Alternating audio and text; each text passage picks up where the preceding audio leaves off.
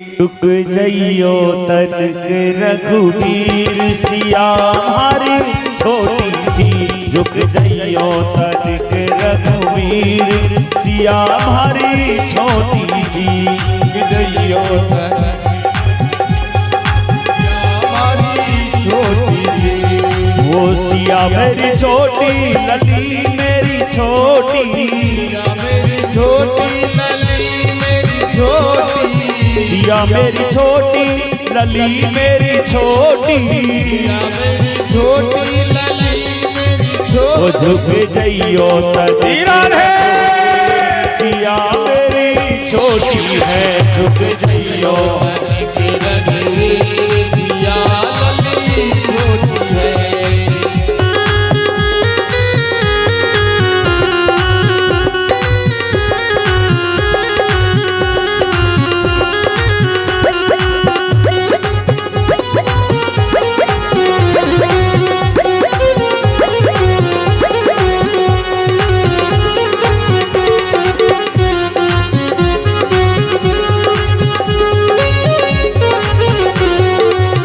जय माला लिए कब से है ठाड़ी।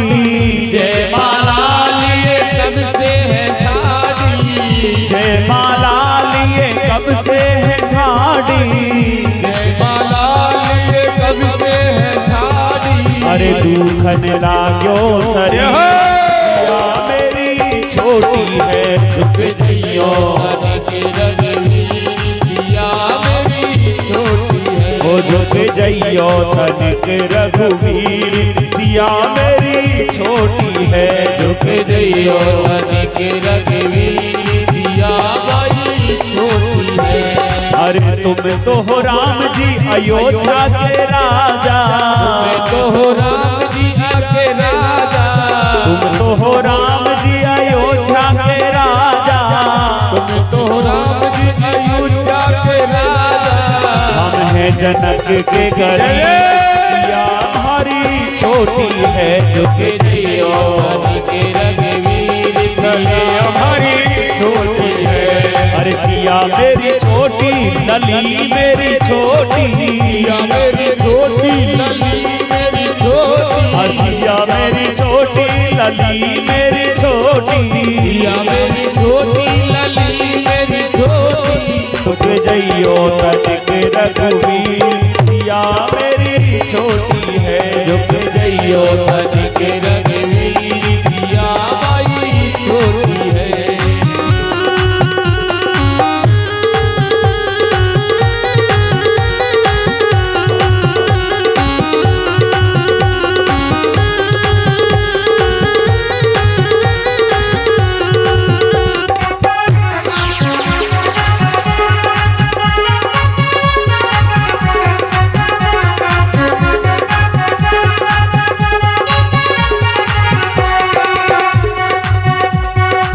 लक्ष्मण ने भाभी की द्विधा पहचानी।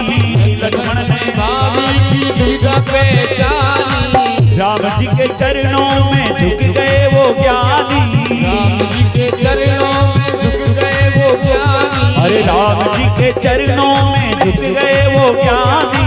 राम जी के चरणों में झुक गए वो ज्ञानी। वो सब कहे जय जय रघुवीर प्रभु जी क्या जोड़ी है। झुक जइयो तनिक रघुवीर लली हमारी छोटी है। झुक जइयो तनिक रघुवीर लली हमारी छोटी है। झुक जइयो तनिक रघुवीर लली।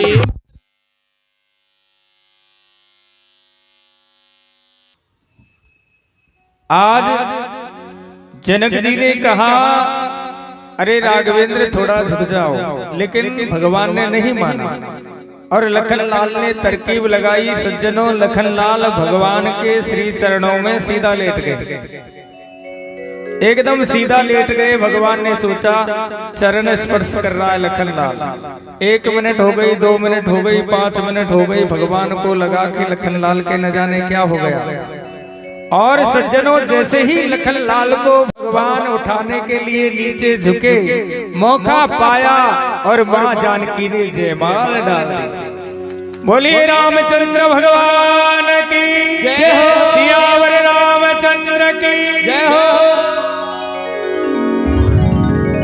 भगवान राघवेंद्र माँ जानकी जी के गले में जयमाल डालते हैं। जयमाल डालने के बाद में राजा दशरथ को निमंत्रण भेजा। सज्जनों, शंका उठती है कि सभी राजाओं को जनक ने निमंत्रण दिया तो महाराज दशरथ तो सम्राट राजा थे, वो उस यज्ञ में क्यों नहीं पधारे? अंतर कथा के अंदर एक कथा आती है कि एक बार जनकपुर में चर्म रोग हुआ था, आम पब्लिक के। निर्णय बिंदु की कथा है। जब चर्म रोग चारों तरफ फैल गया तो इसका उपाय कौन करे? तो निश्चित हुआ कि महाराज दशरथ जो अपनी 10 इंद्रियों का दमन करने वाले हैं, दशरथ इस रोग को हटा सकते हैं। तो जनकपुर से जनक जी 4-5 अपने मंत्रियों को लेकर के गए। प्रातःकाल जनकपुर में पहुंचे सज्जनों। उस समय अयोध्या में जाकर के जनक जी ने देखा कि प्रातःकालीन बेला में एक मेहतर महाराज के महल के सामने झाड़ू लगा रहा था। उस डोम को जब राजा जनक ने देखा तो पूछा, महाराज दशरथ से मिलना है। बोले, महाराज क्या काम है? तो राजा जनक ने पूरा वृतांत बताया, उस मेहतर को, उस डोम को बताया। बोले, महाराज इसके लिए दशरथ जी तक जाने की जरूरत नहीं है, इस काम को तो मैं ही कर दूंगा।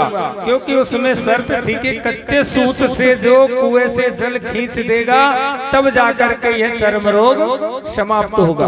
और ये काम सज्जनों उस डोम ने कर दिया, उस मेहतर ने कर दिया। और राजा जनक की प्रजा में जो चर्म रोग हुआ था वो चर्म रोग ठीक हो गया। राजा जनक के अंदर ये भ्रम हो गया कि अयोध्या का तो एक मेहतर भी इतना विद्वान है, इतना कारगर है, कहीं ऐसा ना हो कि राजा जनक से पहले कोई मेहतर यहाँ आ जाए और धनुष को तोड़ दे तो सब गड़बड़ हो जाएगा। प्यार से बोलिए राधे राधे। आज दशरथ को निमंत्रण दिया। दशरथ जी अपने और पुत्रों को साथ में लेकर बारात लेकर के आए। बारात पर श्री जानकी जी का विवाह राम जी के साथ में हुआ, मांडवी का विवाह भरत जी के साथ में हुआ, श्रुत कीर्ति का विवाह शत्रुघ्न के साथ में हुआ, और प्रात पर उर्मिला जी का विवाह लखनलाल के साथ में हुआ।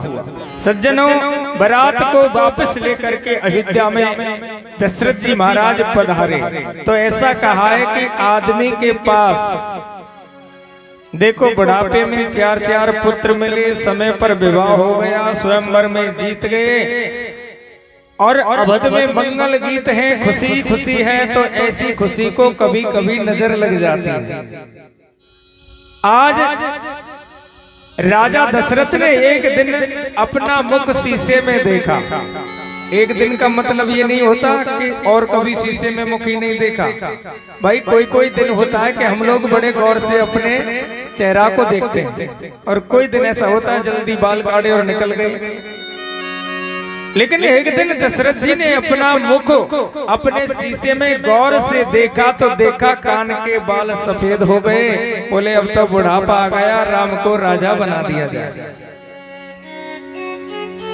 और वशिष्ठ जी का परामर्श लेकर के महाराज दशरथ ने घोषणा कर दी, मुहूर्त वगैरह निकलवा के कह दिया कि कल राम को राज तिलक होगा। सज्जनों, उधर देवता घबरा गए, अगर राम को राज तिलक हो गया तो दुष्ट राक्षसों का संहार कैसे होगा। देवताओं ने सरस्वती को मंत्रा की जिह्वा पर बैठाया और मंत्रा ने कैकेयी को सिखा दिया। और सज्जनों, पूरी अयोध्या में खुशी है कि कल राम को राज तिलक होने वाला है।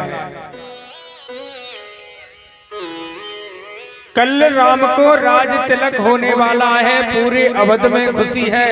लेकिन मंत्रा के द्वारा कैकेयी को सिखाया तो कैकेयी कोप भवन में चली गई। पहले राजाओं के जो महल बनते थे उनमें एक कमरा स्पेशल बनता था जिसका नाम रखा जाता था कोप भवन। जैसे आज ठाकुर जी का मंदिर बनाते ना, वैसे राजा पहले कोप भवन बनवाते थे कि रानी रुस जाए तो राजा को मालूम हो जाए कि हमारी रानी रुसी हुई है। दशरथ जी कि वीर पत्नी है कैकई। जैसे ही मालूम हुआ कि कैकई कोप भवन में है, काले वस्त्र पहन करके गई है, तो दशरथ जी पहुंचे। कैकई से पूछा, कैकई पूरी अयोध्या में खुशी है कि राम को राज तिलक होने वाला, और तू मलिन वस्त्र पहन करके कोप भवन में आने का कारण क्या है? कैकई बोली, महाराज कारण कुछ नहीं है, मेरे आपसे 2 वरदान धरोहर के रूप में आपके पास रखे हैं, और मैं चाहती हूँ कि आज समय है, कल राम का राज तिलक होने वाला है, आप पहले मेरे 2 वरदान दें। दशरथ जी बोले, अरे कैकई तो ये वरदान में मलिन वस्त्र पहनने की जरूरत क्या है? बोले, महाराज वरदान ही ऐसे है, पहले आप वचन दो कि मुझे वरदान देना कि नहीं देना। सज्जनों, आज राजा दशरथ ने कैकई को वचन दे दिया है, कैकई तू सो मांगेगी मैं दूंगा दूंगा दूंगा। और जैसे ही दशरथ ने कहा कि प्रथम हूँ वर मोहे भावत जी का, मोरे भरती को राजकुटी का। भगवत श्री राम जय राम जय जय राम, श्री राम जय राम जय जय राम, श्री राम जय।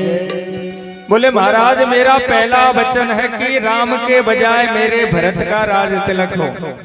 दशरथ ने कहा, कोई बात नहीं, चलो राम को ना सही भरत को राज तिलक कर दिया जाए।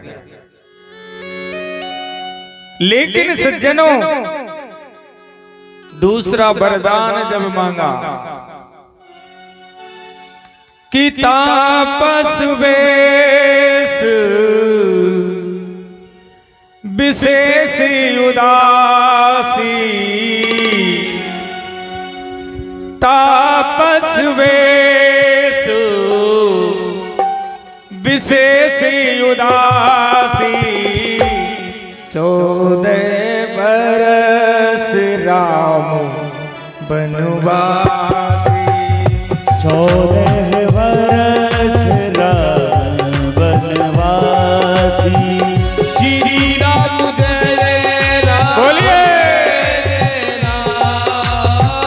श्री राम जय राम जय जय राम, श्री राम जय राम जय जय राम, श्री राम जय राम जय जय राम। सज्जनों, अयोध्या को ऐसी नजर लगी कि कैकई ने मांगा कि महाराज मेरा दूसरा वरदान है कि राम को 14 वर्ष का वनवास और जो भी तपसी भेष में। दशरथ जी बोले, अरे कैकई तू इस वरदान के अलावा कितने भी वरदान मांग सकती है, लेकिन मेरे राम को तू वन में मत भेज। सज्जनों, विधि का विधान है। रामचरितमानस में वर्णन आता है कि कैकई राघवेंद्र से कौशल्या से ज्यादा प्रेम करती थी, लेकिन फिर भी कैकई ने 2 वरदान मांगे। बाल लीला में कथा आती है कि एक बार भगवान राघवेंद्र खेलते खेलते मां कैकई के नेत्रों को बंद करते हैं। कैकई कहती है, राम मेरे नेत्रों को छोड़ो। बोले, मैया नेत्र तब छोड़ूंगा, पहले तू मुझे 2 वरदान दे। बोले, बेटा 2 वरदान नहीं, राम तू तो अगर मेरे प्राण भी मांगेगा ना तो मैं प्राण देने को तैयार हूं। ये कैकई के वचन है। तो राघवेंद्र ने कहा, मैया देख ले, मेरा वरदान ऐसा है, उस वरदान में तुझे बदनाम भी होना पड़ेगा। बोले, अगर राघवेंद्र के लिए, उस राम के लिए बदनाम भी होना पड़े तो चलेगा। कैकई ने कहा, ये प्रेम की बात है, भाव की बात है। राघवेंद्र ने वचन लेकर के सज्जनों मां कैकई से कहा कि कैकई मां, जिस समय पिताजी मेरा राज तिलक करें उस समय आप भरत का राज मांगना और मेरे लिए 14 वर्ष का वनवास मांगना। आज वही समय आ गया। जैसे ही कैकेयी ने 14 वर्ष के वनवास के बारे में कहा तो दशरथ जी मूर्छित हो गए। चारों तरफ कोहराम अवध में हो गया। और सज्जनों, भगवान राघवेंद्र को जब मालूम हुआ कि कैकेयी ने 2 वरदान मांग लिए तो भगवान राम ने बिना कहे ही वस्त्र उतार दिए, राजसी वस्त्रों को त्याग दिया और वनवास की तैयारी राघवेंद्र करते हैं कि जानकी जी आ गए। जानकी जी कहती हैं कि प्रभु मैं भी आपके साथ चलूंगी। भगवान राम बोले जानकी तुम छोटी हो, लेकिन सज्जनों पत्नी का धर्म होता है एक ही धर्म एक व्रत नेमा, काय वचन मन पति पद प्रेम। जानकी जी कहती है कि प्रभु जिय बिन देह नदी बिन बारी, और तैसे ही नाथ पुरुष बिन नारी। तो राम जी ने जानकी जी को भी तैयार कर लिया। आकाशवाणी ने लखनलाल को बताया, लखनलाल तुम्हारे भाई वन को जा रहे हैं। सज्जनों, लखनलाल जैसे ही राम जी के पास में आए और कहा भैया मुझे भी वन में चलना है, तो राम जी ने कहा लखन अपनी माँ से पूछ लो एक बार। तो सज्जनों, जब मैया सुमित्रा के यहाँ लखनलाल गए तो धन्य है उस माता को। जाते ही कहा बेटा बड़ा भाग्य है कि राम आज वन को जा रहे हैं, और मेरा और भी सौभाग्य है कि मेरा बेटा राम की सेवा में जा रहा है। और लखनलाल एक बात तुझे बता दूं, रामचरितमानस में एक चौपाई आती है सज्जनों कि तुमोरे ही भाग राम बन जाही, तुम्हारे ही भाग राम बन जाही, दूसर काज तात कछु नाहि, दूसर काज तात कछु नाहि। श्री राम जय राम जय जय राम, श्री राम जय राम जय जय राम, श्री राम जय राम जय जय राम, श्री राम जय राम जय जय राम। मैया सुमित्रा ने कहा कि तुमरे ही भाग राम बन जाए। बेटा लखन कोई भगवान राघवेंद्र का कार्य नहीं है, तेरा काम है। तेरे काम के लिए भगवान ने 14 वर्ष का वनवास लिया।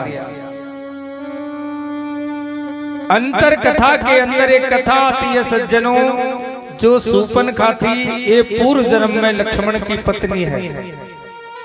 कुमार्ग चलने के कारण शूर्पणखा उसमें तो निकल गई, लेकिन आज राघवेंद्र सरकार लक्ष्मण का कार्य पूर्ण कराएंगे शूर्पणखा के नाक कान काट के। तो मैया कहती है कि बेटा उस जन्म में तू जिस काम को नहीं कर पाया, इस जन्म में राघवेंद्र के सरकार तू करेगा, राघवेंद्र के साथ में करेगा। तो मैया ने आज्ञा दी, राम लक्ष्मण और माँ जानकी परात पर जानकी के सहित वन को भगवान प्रस्थान करने की तैयारी करते हैं कि पूरी अयोध्या गमहीन हो गई।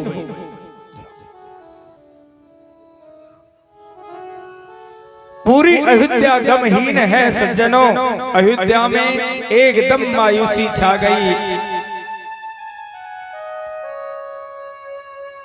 धन्यवाद आचार्य साहब, धन्यवाद एमएलए साहब जो आप यहाँ पधारे।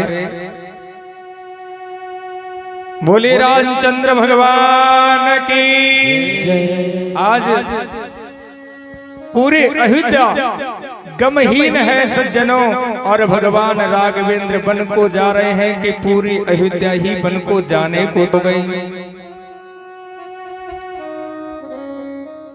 दशरथ जी ने सुमंत जी से कहा, अरे सुमंत 2-4 दिन घुमा के राघवेंद्र को वापस ले आना।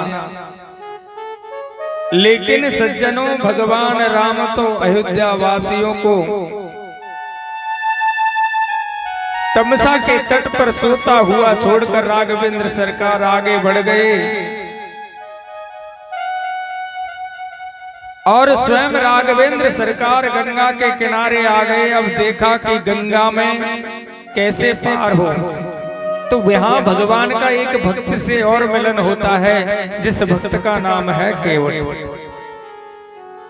सज्जनों, केवट ने देख लिया कि राघवेंद्र सरकार आ गए, तो बिना बुलाए केवट भगवान के पास में नहीं गया।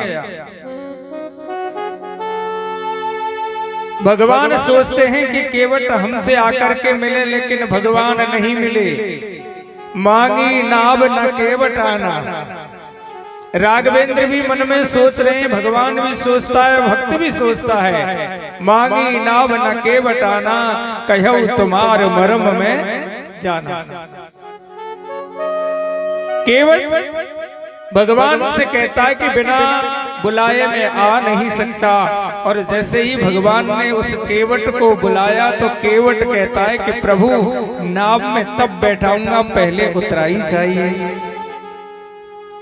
भगवान राघवेंद्र से कहता है कि उतराई में पहले मैं आपके पग धोना चाहता हूं, उसके बाद आपको नाव में बिठाऊंगा। क्यों पग धोने की बात क्यों कही?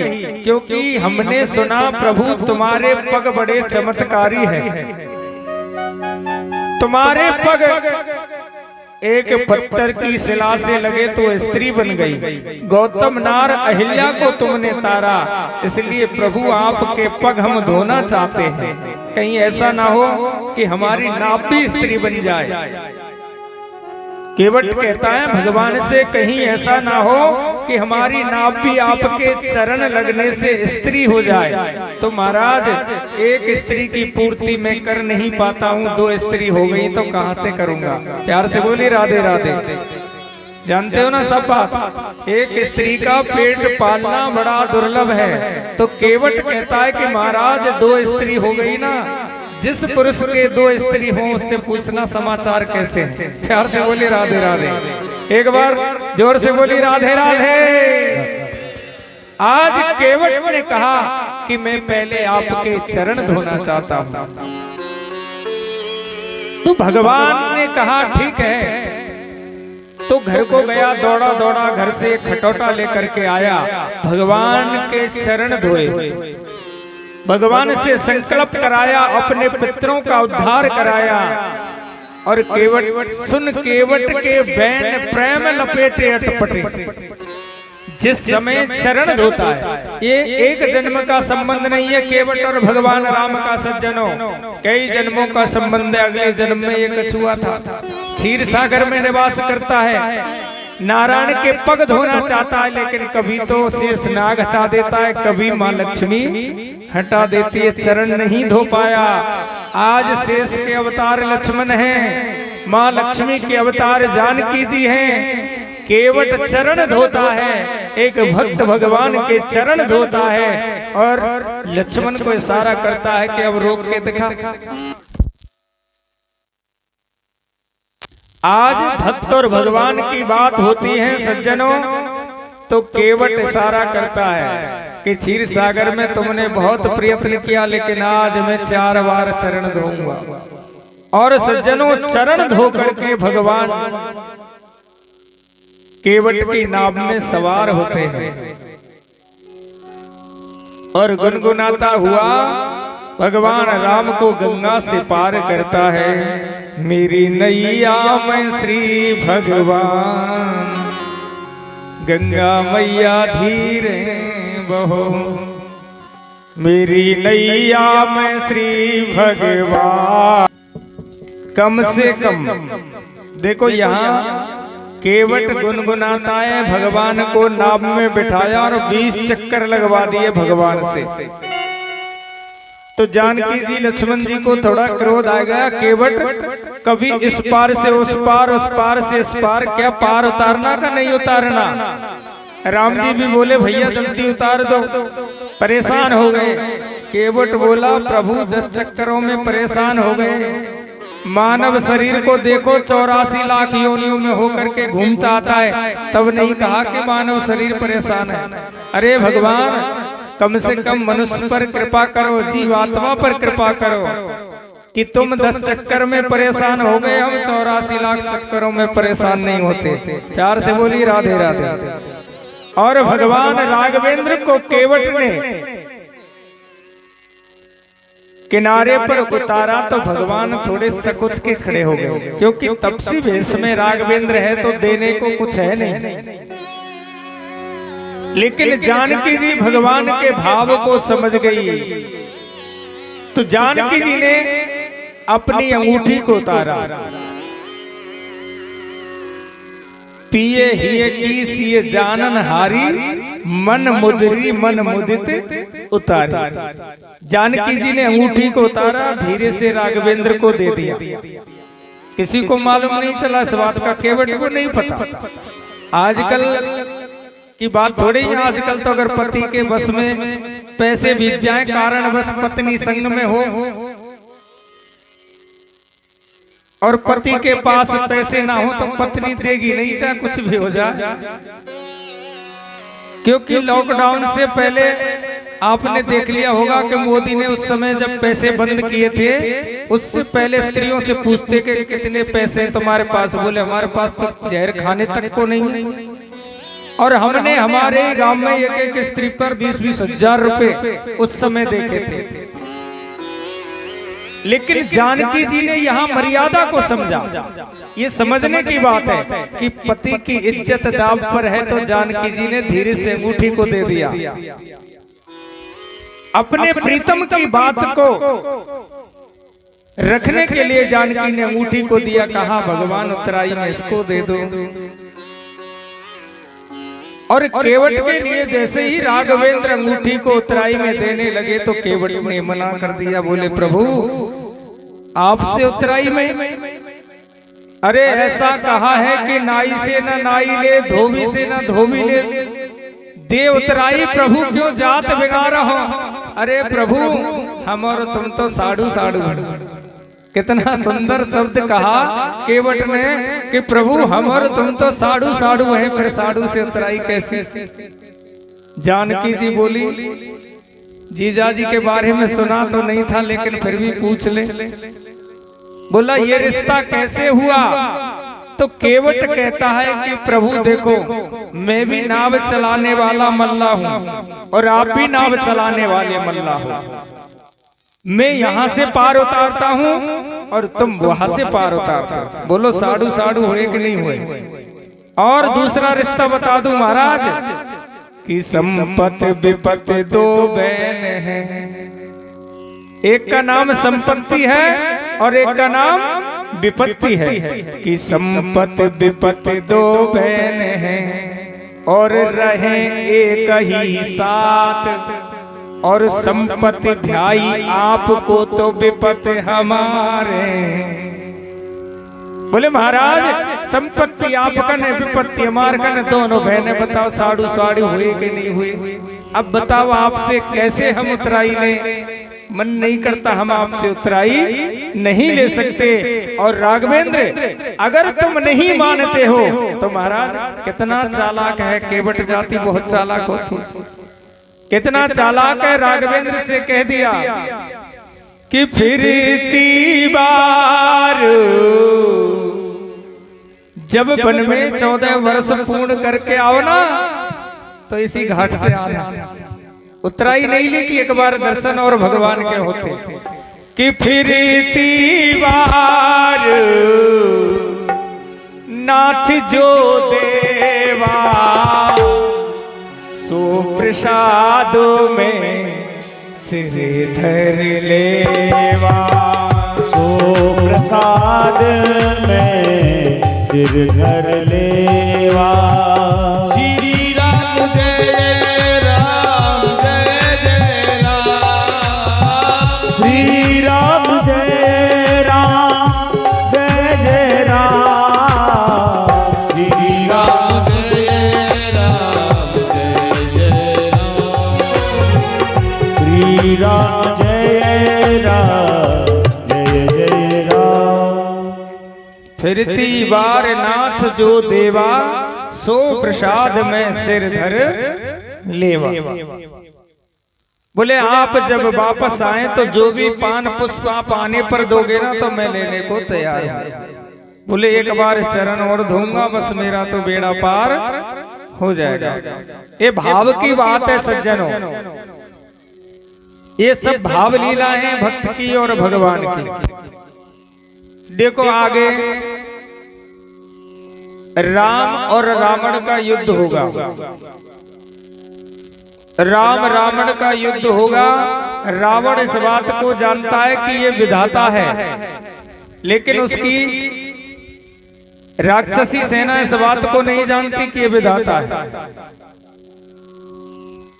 तो जब राम रावण का युद्ध होता है तो भगवान राम सेतुबंध रामेश्वर की स्थापना करते हैं। तो एक पत्थर पर रा लिखा जाता है, दूसरे पर मां लिखा जाता है, पुल बना करके तैयार कर दिया। तो रावण के राक्षसों को भय हो गया कि उस राम में तो बहुत शक्ति है, उस राम में बहुत शक्ति है। तो रावण के राक्षस रावण के पास गए, बोले भगवान हम राम से नहीं लड़ेंगे। बोले भैया क्या हुआ? बोले महाराज उस राम में तो इतनी शक्ति है कि जाके नाम ते पत्थर तैर जाए, तो उससे तो लड़ना तो असंभव है। रावण ने सोचा अगर इनके मन में ये डर बैठ गया तो मेरी लंका का उद्धार नहीं होगा। तो रावण ने अपने राक्षसों को पढ़ाया को बोले ये कोई बड़ी बात नहीं होती है, तो जादूगरी खेल है। बोले उसने पत्थर तैराया, मैं भी पत्थर तैरा के दिखा सकता हूँ। राक्षस बोले महाराज पहले तैरा के दिखाओ तब हमारी शंका दूर होगी। तो रावण समुद्र पर राक्षसों को लेकर के गया, एक मोटा सा पत्थर लिया, पत्थर के कान में मंत्र पढ़ा और पत्थर जल में छोड़ दिया। और सज्जनों चमत्कार के वो पत्थर जल में नहीं डूबा। आप विचार करो कि ऐसा रावण ने उस पत्थर के अंदर ऐसा क्या मंत्र डाला। रावण ने उस पत्थर में मंत्र डाला कि हे पत्थर जिस राम के नाम से तू इस जल में तैरता है ना, आज मैं उसी राम की सौगंध देता हूं तू इस जल में तैर जा। ये भक्ति में विश्वास बनाने की बात है कि मैं उसी राम की सौगंध देता हूँ। अब जिस राम के नाम से जो पत्थर तैर सकता है तो सौगंध पर तो बहुत कुछ हो सकता है। वो पत्थर सज्जनों तैर गया और जितने भी राक्षस थे सबके विश्वास हो गया कि भैया हमारा रावण भी कम नहीं है। प्यार से बोली राधे राधे। ये सब भाव की कथा है। देखो राघवेंद्र की लीला, राघवेंद्र की कथा तो बहुत है। और राम के नाम का बखान रामचरितमानस में लिखा है कि राम के नाम का बखान स्वयं राम भी नहीं कर सकते। कि जिस समय श्वेतबंध रामेश्वर की स्थापना हुई तो हमारे ही ग्रंथ बताते हैं कि भगवान राम को यह अचरज हो गया कि मेरे नाम से और पत्थर तैर रहा है। तो भगवान ने भी एक पत्थर छोड़ा, वो डूब गया। हनुमान जी ने इस दृश्य को देखा तो हनुमान जी को हंसी आ गई। राम जी बोले हनुमान जी किसी को बताना मत। बोले प्रभु बड़े कमाल की बात है, आपके नाम से पत्थर तैर रहा है। राम जी बोले और देखो मैं स्वयं डाल रहा हूं, मेरे हाथ से डूब रहा है। हनुमान जी बोले प्रभु आपके हाथ ने जिसको पकड़ लिया उसको कोई डुबा नहीं सकता, और आपके हाथ ने जिसको छोड़ दिया उसको कोई बचा नहीं सकता। ये प्रयास जीवन में बनाओ कि भगवान हमेशा हमारे हाथ को पकड़े रखें, भगवान का सानिध्य हमको मिलता रहे। प्यारे हम मंच से ये नहीं कहना चाहते कि तुम राम को ही पूजो। अरे तुम्हें जो अपना इष्ट अच्छा लगे उस इष्ट का पूजन करो, लेकिन अपना इष्ट जरूर रखो। एक इष्ट रखोगे कामयाब होगे। उस इष्ट का निरंतर जाप अपने मन में बना लो, बेड़ा पार हो जाएगा। क्योंकि नाम की ही महिमा है। कलयुग में केवल नाम को ही आधार बताया गया, ना यज्ञ ना ताप ना ज्ञान ना कुछ नहीं, केवल नाम ही आधार है। नाम संकीर्तनम यस्य सर्व सर्व पाप प्रणाशनम। केवल राम नाम ही आधार है। जितना हो सके उतना राम का गुणगान करो, उतना नाम का गुणगान करो, जिससे हमारे मन का अंतकरण शुद्ध हो, हमारा बेड़ा पार हो जाए। रघुपति राघव राजा राम पतित पावन सीताराम। रघुपति राघव राजा राम पतित पावन सीताराम। रघुपति राघव राजा राम पतित पावन सीताराम। सीताराम सीताराम भज प्यारे मन सीताराम। सीताराम सीताराम भज प्यारे मन सीताराम। बोलो रघुपति राघव राजा राम पतित पावन सीताराम। रघुपति राघव राजा राम पतित पावन सीताराम। सीताराम सीताराम भज प्यारे मन सीताराम। सीताराम सीताराम भज प्यारे सीताराम। बोलो रघुपति राघव राजा राम पतित पावन सीताराम। रघुपति राघव राजा राम पतित पावन सीताराम। रघुपति राघव राजा राम पतित पावन सीताराम। रघुपति राघव राजा राम पतित पावन सीताराम। सीताराम सीताराम भज प्यारे मन सीताराम। सीताराम सीताराम भज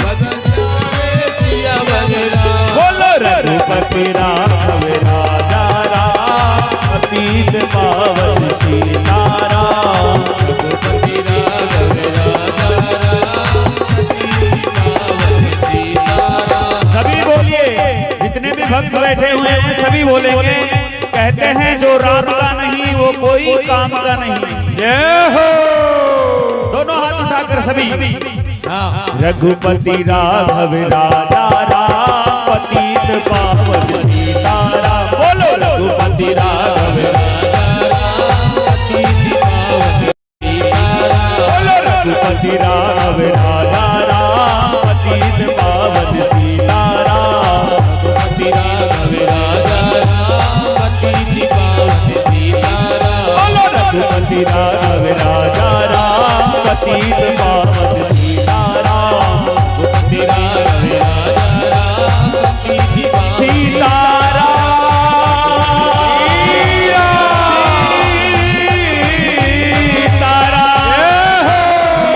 राम पतित पावन सीताराम।